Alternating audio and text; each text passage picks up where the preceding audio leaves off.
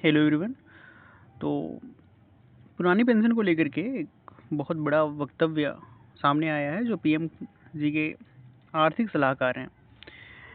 इन्होंने कुछ कहा है तो हम समझ ही लेते हैं, सुन लेते हैं इनका भी। तो इन्होंने कहा है कि अगर पुरानी पेंशन से राज्य 2030 तक हो सकते हैं दिवालिया।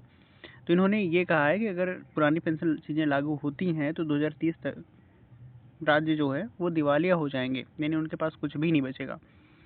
और ऐसा खतरनाक रुझान कहने वाले जो महानुभाव हैं वो अध्यक्ष डॉक्टर देवराय जी हैं।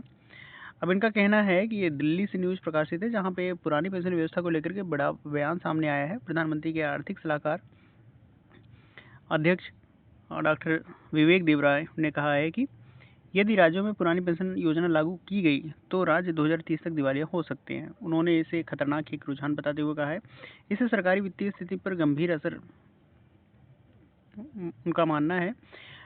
और पुरानी पेंशन की व्यवस्था लंबे समय से आर्थिक दबाव बढ़ाती है। देवराव जी ने सुझाव दिया है कि करदाताओं का दायरा बढ़ाने और अनावश्यक खर्चों को कम करने की दिशा में कदम उठाए जाने चाहिए।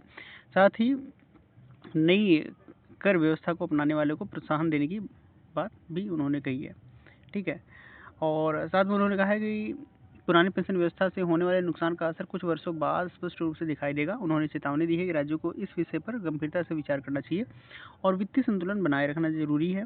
उन्होंने यह भी कहा है कि नई जो पेंशन प्रणाली है को बेहतर बनाकर कर्मचारियों के हितों और आर्थिक स्थिरता दोनों को संतुलन किया जा सकता है।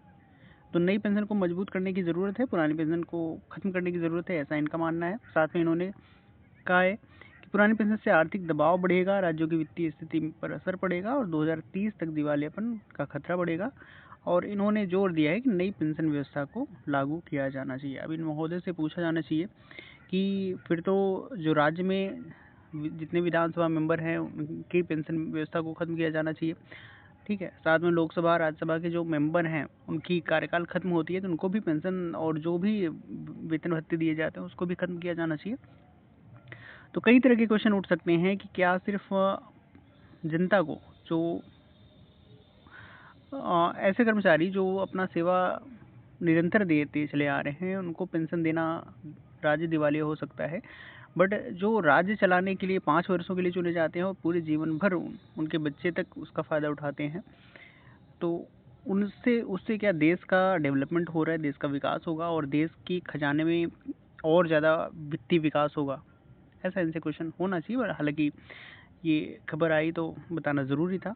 आपकी क्या प्रतिक्रिया है, आपका क्या राय है इसको लेकर के, इस वक्तव्य को लेकर के, तो प्लीज़ कमेंट कीजिएगा। और ऐसे ही मिलते हैं फिर नेक्स्ट वीडियो में। तब तक के लिए नमस्कार। बाकी इस वीडियो में किसी को किसी तरह से मतलब